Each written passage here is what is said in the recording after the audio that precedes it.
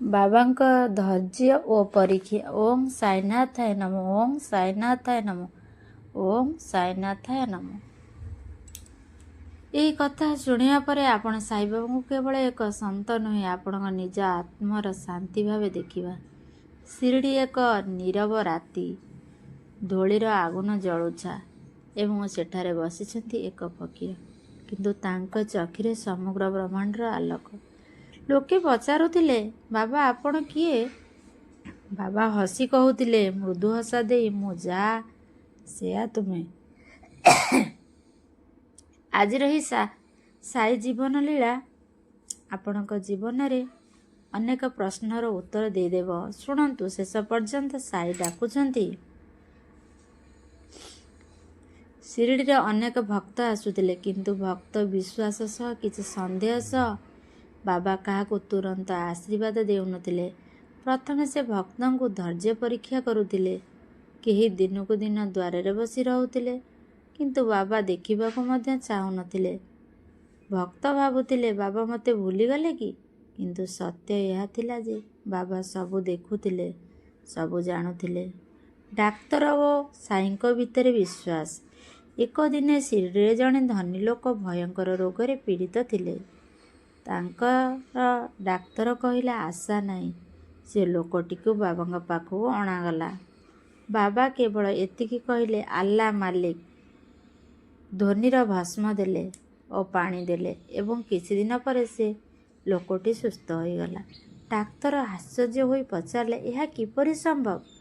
ବାବା ମୁରୁକି ହସି କହିଲେ, ମୁଁ ଡାକ୍ତର ନୁହେଁ, ମୋ ଭକ୍ତଙ୍କ ବିଶ୍ୱାସ ଗର୍ବ ଭଙ୍ଗ ଲୀଳା। ଶିରିଡ଼ିରେ ଜଣେ ବଡ଼ ପଣ୍ଡିତ ଆସିଥିଲେ। ସେ ଭାବୁଥିଲେ, ମୁଁ ସବୁ ଶାସ୍ତ୍ର ଜାଣେ। ବାବା ସେମାନଙ୍କୁ କହିଲେ, ଗୋଟିଏ ଗାଈକୁ ଖାଇବାକୁ ଦିଅ। ପଣ୍ଡିତ କହିଲେ, ଏହା କ'ଣ ମୋତେ ପରୀକ୍ଷା କରୁଛନ୍ତି ବାବା? ବାବା ଉତ୍ତର ଦେଲେ, ଯିଏ ପ୍ରେମ ଜାଣେନି ସେ ଭଗବାନଙ୍କୁ ଜାଣେନି। ସେଦିନ ପଣ୍ଡିତ ଗର୍ବ ଭାଙ୍ଗିଗଲା। ସେ ବାବାଙ୍କ ପାଖରେ ଓ ପାଦ ତଳେ ଲୋଟି ପଡ଼ିଗଲେ। ସାଇବାବାଙ୍କ ଦୟାର ସୀମା ନାହିଁ। ବାବା କେବଳ ଭଲ ଲୋକଙ୍କୁ ନୁହେଁ, ପାପୀଙ୍କୁ ମଧ୍ୟ ଭଲ ପାଉଥିଲେ। ସେ କହୁଥିଲେ, ପାପୀଙ୍କୁ ଘୃଣା କରନି, ପାପକୁ ଘୃଣା କର। କେତେ ଚୋର, ମଦ୍ୟପୀ, ଦୁଷ୍ଟ ଲୋକ ବାବାଙ୍କ ସାନ୍ନିଧ୍ୟରେ ଆସି ଜୀବନ ପରିବର୍ତ୍ତନ କରିଥିଲେ। ଶବ୍ଦ ନୁହେଁ, ନୀରବତାର ଶିକ୍ଷା। ବାବା ଅଧିକ କଥା କହୁନଥିଲେ। ତାଙ୍କର ନୀରବତା ହଜାର ଉପଦେଶଠାରୁ ବଡ଼ ଥିଲା। ସେ କହୁଥିଲେ, ମନ ଶାନ୍ତ ହେଲେ ଭଗବାନ ଆପେ ଆପେ ପାଖକୁ ଆସନ୍ତି।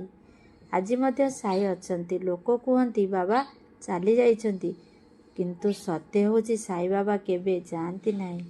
ଆଜି ଯେଉଁମାନେ ହୃଦୟରେ ଡାକନ୍ତି ନା, ସେ ଭକ୍ତଙ୍କ ଅନୁଭବରେ ଆସନ୍ତି, ସାଇଙ୍କ ଉପସ୍ଥିତିରେ ଆସନ୍ତି। ଶିରିଡ଼ିରେ ଗୋଟିଏ ଦିନରେ ବାବା କହିଲେ, ପ୍ରଥମେ ଭୋକାକୁ ଖାଇବାକୁ ଦିଅ, ପରେ ମୋ ପୂଜା କର। କେହି ଆଶ୍ଚର୍ଯ୍ୟ ହେଲେ, କିନ୍ତୁ ବାବା କହିଲେ, ଭୋକା ମନୁଷ୍ୟ ମୋର ସବୁଠାରୁ ବଡ଼ ମନ୍ଦିର। ଧୂଳିର ଭସ୍ମର ଅଦ୍ଭୁତ ଶକ୍ତି। ବାବାଙ୍କ ଧୂଳିର ଭସ୍ମ କେବଳ ଭସ୍ମ ନୁହେଁ, ସେ ଥିଲା ବିଶ୍ୱାସର ଔଷଧ। ଯେଉଁଠି ଡାକ୍ତର ହାର ମାନିଥିଲେ ନା, ସେଠି ଭସ୍ମ ଆଶା ଜଗାଉଥିଲା। ବାବା କହୁଥିଲେ, ମୋତେ ଧନ ଦରକାର ନାହିଁ, ଶୁଦ୍ଧ ମନ ଦରକାର।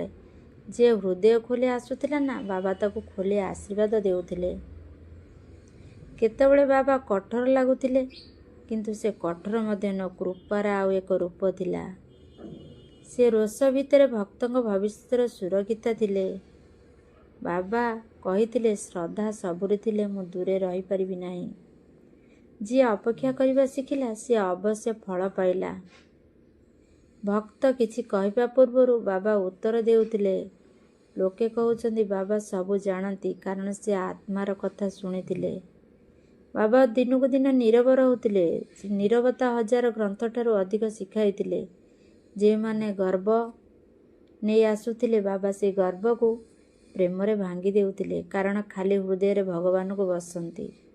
ବାବା ସବୁବେଳେ ଗରିବ ଦୁଃଖୀଙ୍କ ପାଖରେ ଥିଲେ। ସେ କହୁଥିଲେ, ଗରିବ ମୋର ହେଉଛି ଆସନ। ହିନ୍ଦୁ, ମୁସଲମାନ, ଧନୀ, ଗରିବ ବାବାଙ୍କ ପାଇଁ ସମସ୍ତେ ଏକା। ସବାକ ମାଲିକ ଏକ। କେବଳ କଥା ନୁହେଁ, ବାବାଙ୍କ ଜୀବନ ଥିଲା। ଭକ୍ତଙ୍କ ଜୀବନର କଷ୍ଟ ଆସିଲେ ଆଶୀର୍ବାଦ ଦ୍ୱାର ଥିଲା। ବାବା କହୁଥିଲେ, ଯାହା ଘଟୁଛି ଭଲ ପାଇଁ ଘଟୁଛି। ବାବା କହିଥିଲେ, ମୋ ଦେହ ଛାଡ଼ିଲେ ମଧ୍ୟ ମୋତେ ଛାଡ଼ିବି ନାହିଁ। ଆଜି ମଧ୍ୟ ଭକ୍ତମାନେ ତାଙ୍କ ଉପସ୍ଥିତ ଅନୁଭବ କରନ୍ତି। ଯିଏ ହୃଦୟରେ ଡାକେ ନା, ବାବା ସେଠି ପହଞ୍ଚି ଯାଆନ୍ତି। ଡେରି ହେବ କିନ୍ତୁ ଅନ୍ୟାୟ କେବେ ହେବନି। ସାଇବାବା କେବେ ଗଲେ ନାହିଁ। ସେ ଅଛନ୍ତି ଆପଣଙ୍କ ବିଶ୍ୱାସରେ, ଆପଣଙ୍କ ଧୈର୍ଯ୍ୟରେ, ଆପଣଙ୍କ ଅଶ୍ରୁରେ, ଆପଣଙ୍କ ହୃଦୟରେ, ଆପଣଙ୍କ ମନରେ, ଯଦି ଆପଣ ଚାହାନ୍ତି। ଯେତେବେଳେ ଭକ୍ତ ହୃଦୟକୁ କାନ୍ଦେ, ବାବା ଦେଖି ରହିପାରନ୍ତି ନାହିଁ। ଅଶ୍ରୁ ହେଉଛି ସାଇଙ୍କ ଡାକିବାର ସବୁଠାରୁ ଶକ୍ତିଶାଳୀ ମନ୍ତ୍ର। ଭକ୍ତ ଭାବୁଥିଲେ ମୋ ଭାଗ୍ୟ ଖରାପ। ବାବା କହିଲେ, ଭାଗ୍ୟ ମୁଁ ଲେଖେ। ମୁଁ ନିଜ ହାତରେ ନିଜ ଭାଗ୍ୟ, ଭକ୍ତମାନଙ୍କ ଭାଗ୍ୟ ଲେଖେ। ମୋ ହାତରେ ଭକ୍ତମାନଙ୍କ ଭାଗ୍ୟ। ଏକ ଆଶୀର୍ବାଦର ଜୀବନ ଦିଗ ବଦଳେଇ ଗଲେ। ଏକ ଭକ୍ତ ଯାତ୍ରାକୁ ଯାଉଥିଲେ। ବାବା ହଠାତ୍ କହିଲେ, ଆଜି ଯାଅନି। ପରେ ଜଣାପଡ଼ିଲା ଦୁର୍ଘଟଣା ହୋଇଥିଲା। ସାଇର ଆଗୁଆ ରକ୍ଷା କଥା। ବାବା ହୃଦୟରେ କହୁଥିଲେ, ରୋଗଠାରୁ ଅଧିକ ଭୟ ମଣିଷକୁ ଦୁର୍ବଳ କରେ। ଭକ୍ତର ଭୟ ହଟିଗଲେ ରୋଗ ଆପେ ଆପେ ହ୍ରାସ ପାଇଲା। ବାବାଙ୍କ ଦିଅ ସାଧାରଣ ଖେଚୁଡ଼ି ଭକ୍ତଙ୍କ ପାଇଁ ଅମୃତ ହୋଇଗଲା। କୃପା ରହିଲେ ସାଧାରଣ ମଧ୍ୟ ଦିବ୍ୟ। ଭକ୍ତ ଶତ୍ରୁ ନେଇ ଆସୁଥିଲେ। ବାବା କହିଲେ, କ୍ଷମା କର। ସେହି ଶତ୍ରୁ ଏକ ଦିନ ସାରା ଜୀବନରେ ସାଥୀ ହୋଇଗଲେ। ବାବା ଦାନର ମାପ ଦେଖୁନଥିଲେ, ହୃଦୟର ଭାବ ଦେଖୁଥିଲେ। ଅଳ୍ପ ଦାନରେ ବଡ଼ ଆଶୀର୍ବାଦ ମିଳିଲା। ମନର କଥା ଶୁଣିଲେ। ଭକ୍ତ କିଛି କହିବା ପୂର୍ବରୁ ବାବା ଉତ୍ତର ଦେଇଦେଲେ, କାରଣ ସାଇ ମନର ଭାଷାକୁ ବୁଝନ୍ତୁ। ଅଭାବରେ ଆସିଲେ ପ୍ରଚୁରତା। ଯେଉଁଠି ଅଭାବ ଥିଲା ସେଠି ବାବା ଆଶୀର୍ବାଦର ଦ୍ୱାର ଖୋଲିଦେଲେ। ଧୈର୍ଯ୍ୟ ରଖିଲେ ସାଇ ପଥ ଦେଖାନ୍ତି। ଗୁରୁ ଭାବେ ସାଇ। ବାବା କହୁଥିଲେ, ଗୁରୁ ଛଡ଼ା ମୋର କିଏ ନାହିଁ। ସେ ନିଜ ଗୁରୁ ହୋଇ ଭକ୍ତଙ୍କୁ ଆଲୋକ ଦେଲେ। ଭକ୍ତ ଭ୍ରମରେ ଥିଲେ। ବାବା ଏକ କଥାରେ ସବୁ ଭ୍ରମ ଭାଙ୍ଗିଦେଲେ। ସତ୍ୟ ଛଡ଼ା କିଛି ନାହିଁ। ଯିଏ ଅଭିମାନ ନେଇ ଆସିଥିଲା, ବାବା ପ୍ରେମରେ ସେ ଅଭିମାନ ହଟାଇ ଦେଲେ। ଅଭିମାନ ଯାଇ ଶାନ୍ତି ଆସିଲା। ବାବା କହୁଥିଲେ, ସମୟ ମୋ ହାତରେ। ଭକ୍ତ ଧୈର୍ଯ୍ୟ ରଖିଲେ, ଠିକ୍ ସମୟରେ ଫଳ ମିଳିଲା। ଅନ୍ଧକାର ରାତିରେ ଭକ୍ତ ଡରୁଥିବା। ବାବା କହିଲେ, ମୁଁ ଅଛି। ଭୟ ତୁରନ୍ତ ହଟିଗଲା। ସ୍ୱପ୍ନରେ ଦର୍ଶନ। ବହୁ ଭକ୍ତ ସ୍ୱପ୍ନରେ ବାବାଙ୍କୁ ଦେଖିଲେ। ସେ ସ୍ୱପ୍ନ ସାଧାରଣ ନୁହେଁ, ସେ ଥିଲା ସାଇଙ୍କ ସନ୍ଦେଶ। ଯେତେବେଳେ ଅନ୍ୟାୟ ହେଉଥିଲା, ବାବା ଅଦୃଶ୍ୟ ଭାବେ ରକ୍ଷା କଲେ। ନ୍ୟାୟ ଡେରି ହେଲେ କିନ୍ତୁ ନିଶ୍ଚିନ୍ତ ହେଲା। ସାଇଙ୍କ ନୀରବ ଚାଳନା। ବାବା କେବେ କେବେ କିଛି କହୁନଥିଲେ, କିନ୍ତୁ ଘଟଣାମାନେ ନିଜେ ଶିକ୍ଷା ଦେଉନଥିଲେ। ଏକ ନାମର ଶକ୍ତି। ସାଇରାମ ନାମ ଉଚ୍ଚାରଣରେ ଭକ୍ତ ମନ ଶାନ୍ତ ହେଲେ। ନାମ ମଧ୍ୟ ଏକ ମନ୍ତ୍ର। ସେ ନିଜକୁ ସମର୍ପଣ କଲେ। ବାବା ତାଙ୍କୁ ନିଜର କରିନେଲେ। ସମର୍ପଣ ହେଉଛି ସବୁଠାରୁ ବଡ଼ ପୂଜା। ବାବା କହିଥିଲେ, ମୋ ସମାଧି କଥା କହିବ। ଆଜି ମଧ୍ୟ ସେଇ କଥା ସତ୍ୟ। ସାଇ କେବଳ ମନ୍ଦିରରେ ନୁହେଁ, ସେ ଅଛନ୍ତି ଭକ୍ତର ଶ୍ୱାସରେ, ବିଶ୍ୱାସର ଜୀବନରେ।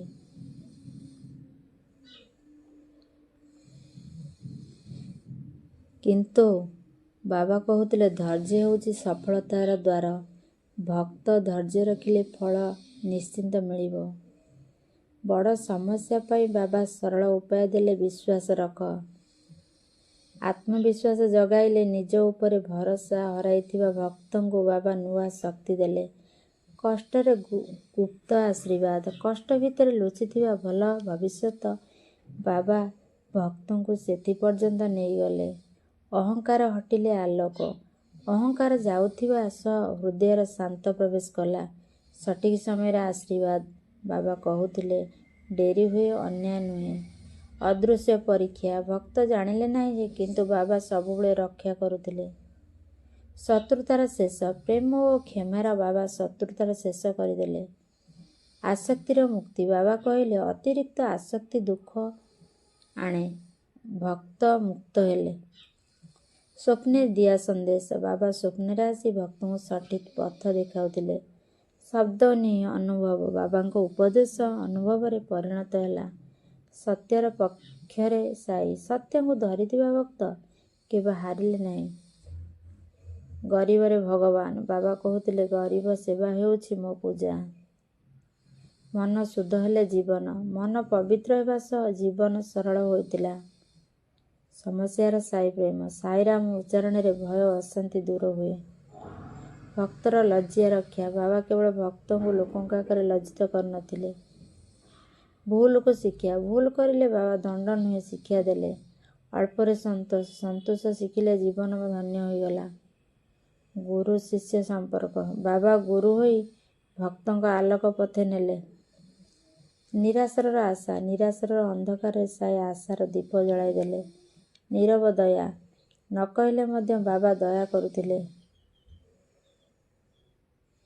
ସମର୍ପଣ ସୁଖ। ସମର୍ପଣ କରିଲେ ଭକ୍ତଙ୍କ ନିର୍ଭୟ ହୋଇଗଲା। ଅନ୍ୟାୟର ଶେଷ। ଧୈର୍ଯ୍ୟ। ସତ୍ୟ ଓ ଧୈର୍ଯ୍ୟର ଅନ୍ୟାୟ ଆପେ ଆପେ ହାରିଗଲା। ଭକ୍ତ ପାଇଁ ଚିନ୍ତା। ସାଇ ଭକ୍ତଙ୍କ ଚିନ୍ତାକୁ ନିଜର କରିନେଲେ। ସରଳତାର ଶକ୍ତି। ସରଳ ହୃଦୟ ବାବା ସହଜରେ ବସନ୍ତି। ସମୟ ହେଲେ ସବୁ ଠିକ୍। ବାବା କହିଲେ ଅପେକ୍ଷା କର, ସମୟ ହେଲେ ସବୁ ଠିକ୍ ହେଇଯିବ। ଭକ୍ତ ସାହସ। ସାଇ ଉପରେ ଭରସା ରଖି ଭକ୍ତଙ୍କ ସାହସ କରିଦେଲ। ମୃଦୁ କଠୋରତା। ବାବାଙ୍କ କଠୋର ଶବ୍ଦ ମଧ୍ୟ ଦୟାଳୁ ଜନ୍ମ ହୋଇଥିଲା। ସାଇ ସଦା ଜୀବନ୍ତ। ବାବା କେବଳ ସ୍ମୃତି ନୁହେଁ, ସେ ଅଛନ୍ତି ଭକ୍ତର ହୃଦୟରେ। ସବକ୍ ମାଲିକ ଏକ। ଜୟ ଶ୍ରୀରାମ। ହୃଦୟ ଡାକିଲେ ନା, ବାବା କେବେ ଅଣଦେଖା କରନ୍ତି ନାହିଁ। ଡାକା ମାତ୍ରେ ସେ ପହଞ୍ଚି ଯାଆନ୍ତି। କଠିନ ପଥର ଭକ୍ତର ଲଜ୍ଜା ରକ୍ଷା। ଭକ୍ତ ଲଜ୍ଜିତ ହେବା ପୂର୍ବରୁ ବାବା ତାକୁ ରକ୍ଷା କଲେ। ମନର ଶୁଦ୍ଧତା। ମନ ପବିତ୍ର ହେଲେ ଜୀବନ ଆପେ ଆପେ ସରଳ ହୋଇଗଲା। ନୀରବତାର କୃପା। ନ କହିଲେ ବି ବାବାଙ୍କ କୃପା କାମ କରୁଥିଲା। ଆଶାର ଆଲୋକ। ଅନ୍ଧକାର ମଧ୍ୟରେ ସାଇ ଆଶାର ଦୀପ ଜଳାଇ ଲୋକଙ୍କୁ ପ୍ରଲୋଭନ କରୁଥିଲେ। ସମର୍ପଣର ସୁରକ୍ଷା। ସମର୍ପଣ କରିଲେ ଭକ୍ତ ନିର୍ଭୟ ହୋଇଗଲେ। ଅଭିମାନ ଛାଡ଼ିଲେ ଶାନ୍ତି। ଅଭିମାନ ଛାଡ଼ିବା ସହ ହୃଦୟର ଶାନ୍ତି ଆପେ ଆପେ ପଳେଇ ଆସେ। ଭକ୍ତ ପାଇଁ ଯନ୍ତ୍ରଣା। ଭକ୍ତ ଯେତେବେଳେ କଷ୍ଟ ପାଇଲେ ନା, ବାବା ସେ କଷ୍ଟକୁ ନିଜର କରି ନିଜ ଉଦରରେ ଚାପି ରଖୁଥିଲେ। ସରଳତାର ଶକ୍ତି। ସରଳ ହୃଦୟରେ ସାଇ ସହଜରେ ବସନ୍ତି। ଭୁଲର ଶିକ୍ଷା। ଭୁଲ ମଧ୍ୟ ଏକ ଶିକ୍ଷା ହୋଇଗଲା। ବାବାଙ୍କର ଦୟା ଜୀବନକୁ ସମ୍ପୂର୍ଣ୍ଣ ବଦଳାଇ ଦେଇଦେଲା। ସାଇ ନାମର ଶକ୍ତି। ସାଇରାମ ନାମ ମନକୁ ଶାନ୍ତି କରିଦେଲା। ଧୈର୍ଯ୍ୟର ପରୀକ୍ଷା। ଧୈର୍ଯ୍ୟ ରଖିଲେ ନା, ବାବା ନିଶ୍ଚିନ୍ତ ଫଳ ଦେଲେ। ଅଦୃଶ୍ୟ ମାର୍ଗଦର୍ଶନ। ଭକ୍ତ ନ ଜାଣିଲେ ବି ସାଇ ପଥ ଦେଖାଉଥିଲେ। ସତ୍ୟ ଓ ନ୍ୟାୟ। ସତ୍ୟ ଓ ନ୍ୟାୟ ଦ୍ୱାରା ଶେଷରେ ଜିତିବା। ଭକ୍ତର ସୁରକ୍ଷା। ବାବା ଭକ୍ତଙ୍କୁ କେବେ ଏହା ଛାଡ଼ି ନଥିଲେ। ଅଭାବରେ ପ୍ରଚୁରତାର ଅଭାବ ମଧ୍ୟରୁ ପ୍ରଚୁରତା ଜନ୍ମ ନେଲା। ଗୁରୁ ଭାବେ ସାଇ ନିଜେ ଗୁରୁ ହୋଇ ଭକ୍ତଙ୍କୁ ଆଲୋକ ଦେଲେ। ଶେଷ ନୁହେଁ, ଆରମ୍ଭ। ଯାହା ଶେଷ ଲାଗୁଥିଲା ସେୟା ଥିଲା ନୂଆ ଆରମ୍ଭ ହେଲା। ଆତ୍ମାର ସାନ୍ତ୍ୱନା। ବାବାଙ୍କ ନାମ ଆତ୍ମାକୁ ସାନ୍ତ୍ୱନା ଦେଲା। ସାଇ ସଦା ସାଥୀ। ସୁଖ ଦୁଃଖ ସବୁବେଳେ ସାଇ ସାଥୀ ରହିଲେ। ସବକ୍ ମାଲିକ ଏକ। ଶେଷରେ ବାବା କହିଲେ ସବକ୍ ମାଲିକ ଏକ। ଏହା କେବଳ ବାଣୀ ନୁହେଁ, ସାଇଙ୍କ ସମ୍ପୂର୍ଣ୍ଣ ଜୀବନ କଥା। ସବକ୍ ମାଲିକ ଏକ। ସବକ୍ ମାଲିକ ଏକ। ସାଇ ନାମେ ମନ ଶାନ୍ତି। କଷ୍ଟର ଭରସା ବଢ଼ିଲା। ଭକ୍ତର ଭୟ ହଟିଲା। ଧୈର୍ଯ୍ୟର ଫଳ ମିଳିଲା। ନୀରବ କୃପା କାମ କଲା। ଭୁଲରୁ ପଥ ମିଳିଲା। ଦୟାରେ ଦୁଃଖ ହ୍ରାସ ହେଲା। ଆଶାର ଦୀପ ଜଳିଲା। ସମୟ ସଠିକ୍ ହେଲା। ସମୟ ସଠିକ୍ ହେଲା। ସାଇ ସାଥୀ ରହିଲା। ସରଳତାର ଶକ୍ତି। ଗରିବର ଭଗବାନ। ମନ ପବିତ୍ର ହେଲା। ଭକ୍ତର ଲଜ୍ଜା ରକ୍ଷା ହେଲା। ସତ୍ୟର ଜୟ ହେଲା। ଅଦୃଶ୍ୟ ସୁରକ୍ଷା ହେଲା। କ୍ଷମାରେ ଶତ୍ରୁତାର ଶେଷ। ଅଳ୍ପରେ ସନ୍ତୋଷ। ସ୍ୱପ୍ନରେ ସନ୍ଦେଶ। ନିର୍ଭୟତାର ଜନ୍ମ। ଗୁରୁ ଭାବେ ସାଇ। ଭାଗ୍ୟପଥ ବଦଳିଲା। ଆତ୍ମବିଶ୍ୱାସ ବଢ଼ିଲା। ରୋଗର ଭୟ ହଟିଲା। ଆଶୀର୍ବାଦର ଦୂର ଖୋଲିଲା। ସାଇ ନାମ ମନ୍ତ୍ର ଜପିଲା। କଠିନତାର ଦୟା ହେଲା। ଭକ୍ତର ଆହ୍ୱାନ ଶୁଣିଲା। ସଂଯମର ଫଳ ଘଟିଲା। ଆଲୋକର ପଥ ଦେଖାଇଲେ। ନୀରବ ଉପଦେଶ ଦେଲେ। ଅହଙ୍କାର ହ୍ରାସ କଲେ। ପ୍ରେମରେ ପରିବର୍ତ୍ତନ ଦେଲେ। ସମର୍ପଣର ସୁଖ ଦେଲେ। ଅନ୍ୟାୟ ହାରିଲା। ଭକ୍ତ ପାଇଁ ଚିନ୍ତା କଲେ। ସରଳ ହୃଦୟର ଫଳ। ଧୈର୍ଯ୍ୟର ଆଶୀର୍ବାଦ। ସାହସ ଜାଗ୍ରତ। ଶାନ୍ତିର ଅନୁଭବ।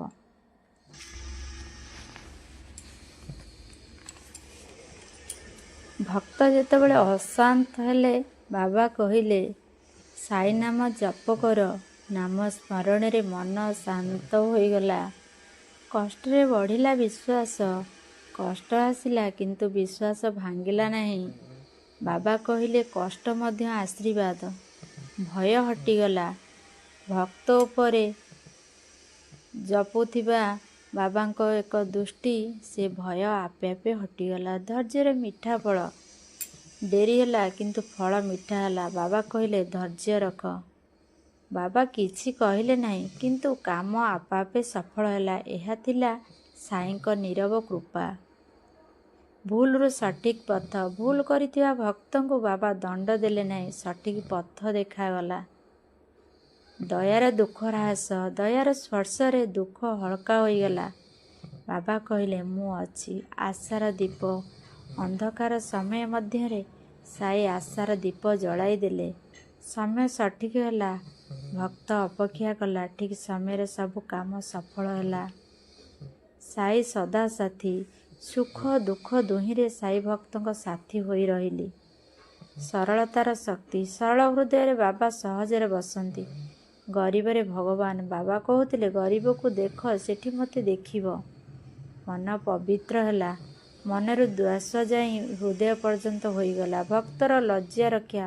ବାବା ଭକ୍ତକୁ କେବେ ଲୋକଙ୍କ ଆଗରେ ଲଜ୍ଜିତ କରିନଥିଲେ। ସତ୍ୟର ଜୟ। ସତ୍ୟ ପଥ ଧରିଥିବା ଭକ୍ତ ଶେଷରେ ନିଶ୍ଚିନ୍ତ ଜିତିଲେ। ଅଦୃଶ୍ୟ ସୁରକ୍ଷା। ଭକ୍ତ ଜାଣିଲେ ନାହିଁ କିନ୍ତୁ ବାବା ପ୍ରତିକ୍ଷଣ ରକ୍ଷା କରୁଥିଲେ। କ୍ଷମାର ଶକ୍ତି। କ୍ଷମା କରିବା ସହ ଶତ୍ରୁତା ଶେଷ ହୋଇଗଲା। ଅଳ୍ପରେ ସନ୍ତୋଷ। ଅଳ୍ପ ମଧ୍ୟରେ ସନ୍ତୋଷ ମିଳିଲା। ସନ୍ତୋଷ ହେଲା ଏକ ସତ୍ୟ ଧନ। ସ୍ୱପ୍ନରେ ସନ୍ଦେଶ। ବାବା ସ୍ୱପ୍ନରେ ଆସି ଭକ୍ତଙ୍କୁ ସଠିକ୍ ପଥ ଦେଖାଇଲେ। ସାଇ ଉପରେ ଭରସା। ଭକ୍ତଙ୍କୁ ନିର୍ଭୟ କରିଦେଲେ। ଗୁରୁ ଭାବେ ସାଇ। ବାବା ନିଜେ ଗୁରୁ ହୋଇ ଭକ୍ତଙ୍କୁ ଆଲୋକ ପଥ ନେଲେ। ବାବାଙ୍କ ଆଶୀର୍ବାଦରେ ଭାଗ୍ୟର ଦିଗ ବଦଳିଗଲା। ହାରିଥିବା ଆତ୍ମବିଶ୍ୱାସ ସାଇ କୃପାରେ ଫେରି ଆସିଲା। ବାବା କହିଲେ ଭୟ ଛାଡ଼। ଭୟ ଯିବା ସହ ରୋଗ ମଧ୍ୟ ହ୍ରାସ ହୋଇଯାଏ। ଯେଉଁଠାରେ ବନ୍ଦ ଥିଲା ସେଠି ନୂଆ ଦ୍ୱାର ଖୋଲିଦେଲା। ସାଇରାମ ନାମ ଭକ୍ତ ପାଇଁ ମନ୍ତ୍ର ହୋଇଗଲା। ବାବାଙ୍କ କଠୋର ଶବ୍ଦ ମଧ୍ୟ ଦୟାର ଜନ୍ମ ନେଇଗଲା। ହୃଦୟରୁ ଡାକିଲେ ବାବା ତୁରନ୍ତ ସହାୟତା କଲେ। ସଂଯମ ରଖିବାରେ ଜୀବନ ସୁନ୍ଦର ହୋଇଗଲା। ସାଇ ଭକ୍ତଙ୍କୁ ଅନ୍ଧକାରରୁ ଆଲୋକର ପଥ ନେଲେ। ଜୟ ସାଇରାମ। ସବାକ୍ ମାଲିକ ଏକ। ସବାକ୍ ମାଲିକ ଏକ। ସବାକ୍ ମାଲିକ ଏକ। ଭକ୍ତ ସବୁ ଦିଗରୁ ହାରିଗଲେ କିନ୍ତୁ ସାଇ ଉପରେ ଭରସା ଛାଡ଼ିଲେ ନାହିଁ। ଶେଷରେ ବାବା ସବୁ ପଥ ଖୋଲିଦେଲେ। ବାବା କିଛି କହିଲେ ନାହିଁ କିନ୍ତୁ ଭକ୍ତିର ଧୈର୍ଯ୍ୟ ପରୀକ୍ଷା କଲେ। ଭକ୍ତର ଲୁହ ପଡ଼ିବା ପୂର୍ବରୁ ସାଇ ହୃଦୟ କମ୍ପିଗଲା। ଭଲ କର୍ମ କେବେ ନଷ୍ଟ ହୁଏନା। ବିଳମ୍ବରେ ହେଲେ ମଧ୍ୟ ଫଳ ମିଳେ। ବାବା କହିଲେ ଆଶା ଛାଡ଼ନି, ମୁଁ ଅଛି। ଭୟ ଓ ସନ୍ଦେହ ଛାଡ଼ିଲେ ସାଇ ଦୂରେ ଯାଆନ୍ତି ନାହିଁ। ଗୁରୁ କୃପା ବିନା ଜ୍ଞାନର ପଥ ମିଳେ ନାହିଁ। ସରଳ ମନରେ ସାଇ ସଦା ବାସ କରନ୍ତି। କହିବା ପୂର୍ବରୁ ବାବା ଭକ୍ତିର ମନ ଜାଣିଗଲେ। ଧୈର୍ଯ୍ୟ ଭାଙ୍ଗିଲେ ଆଶୀର୍ବାଦର ଡେରି ହୁଏ। ଅହଙ୍କାର ଛାଡ଼ିଲେ ଭକ୍ତ ସତ୍ୟ ପଥ ପାଇଲେ। ବାବା କହିଲେ ସେବା କର, ସେଇ ମୋ ପୂଜା। ବାବା ସଦା ଭକ୍ତିର ମର୍ଯ୍ୟାଦା ରକ୍ଷା କଲେ। ଏକା ଲାଗିଲେ ମଧ୍ୟ ସାଇ ସହିତ ଥିଲେ। ଦୁଃଖ ଆସେ ମଣିଷଙ୍କ ଶକ୍ତ କରିବାକୁ। ସାଇ ନାମ ଉପରେ ମନ ପବିତ୍ର ହୋଇଗଲା। ସାଇ କହିଲେ ତୁମେ ଏକା ନୁହେଁ। ବାବାଙ୍କ ଦୃଷ୍ଟି ପଡ଼ିଲା ସହ କଷ୍ଟ ହ୍ରାସ ପାଇଲା। ଅପେକ୍ଷା କରିବା ଭକ୍ତିର ଅଂଶ। ସତ୍ୟ ଭାବରେ ମାଗିଲେ ବାବା ଶୁଣନ୍ତି। ଭୁଲ କଲେ ମଧ୍ୟ ହୃଦୟରେ ସୂଚିତ ହେଲେ ବାବା ମାଫ କରନ୍ତି। ଶ୍ରଦ୍ଧା ସବୁରି ସାଇର ମୂଳମନ୍ତ୍ର। ଭକ୍ତି ଥିଲେ ଜୀବନ ଆଲୋକମୟ। ମନ ପବିତ୍ର ହେଲେ ସାଇ ଆପେ ଆପେ ଆସନ୍ତି। ସଂଯମ ରଖିଲେ ଜୀବନ ସୁଖମୟ। ହୃଦୟରୁ ଡାକିଲେ ସାଇ ନିଶ୍ଚୟ ଶୁଣନ୍ତି। ସାଇ କରୁଣାର ସମୁଦ୍ର ଅସୀମ। ସାଇ ଭକ୍ତଙ୍କର ସଦା ଆଶ୍ରୟ। ସମୟ ହିଁ ସବୁଠାରୁ ସଠିକ୍ କରେ। ବାବାଙ୍କ ଆଦେଶ ଜୀବନ ପଥ ଦେଖାଯାଏ। ଭରସା ରଖିଲେ ଭୟ ହାରିଯାଏ। ସାଇ କୃପାରେ ଭାଗ୍ୟ ପରିବର୍ତ୍ତନ ହୁଏ। ଯଦି ଆପଣ ଏଠି ପର୍ଯ୍ୟନ୍ତ ଶୁଣିଛନ୍ତି ତେବେ ଏହା ସାଧାରଣ ନୁହେଁ। ସାଇବାବା ନିଜେ ଆପଣଙ୍କର ଏହି କଥା ଶୁଣାଇଛନ୍ତି। ଆପଣଙ୍କ ଜୀବନରେ କଷ୍ଟ, ଅଶାନ୍ତି, ଭୟ ସବୁ ଦେଖୁଛନ୍ତି ସାଇ। ଆଜି ଏହି ଭିଡ଼ିଓକୁ ସେୟାର କରନ୍ତୁ। କାହାରି ଜୀବନରେ ବଦଳାଇ ପାରେ। ସବସ୍କ୍ରାଇବ୍ କରନ୍ତୁ କାରଣ ପାର୍ଟ 3ରେ ଆସୁଛି ସାଇବାବାଙ୍କର ସବୁଠାରୁ ଆଶ୍ଚର୍ଯ୍ୟଜନକ ଲୀଳା। ସବାକ୍ ମାଲିକ ଏକ। ଜୟ ଶ୍ରୀରାମ, ଜୟ ଶ୍ରୀରାମ, ଜୟ ଶ୍ରୀ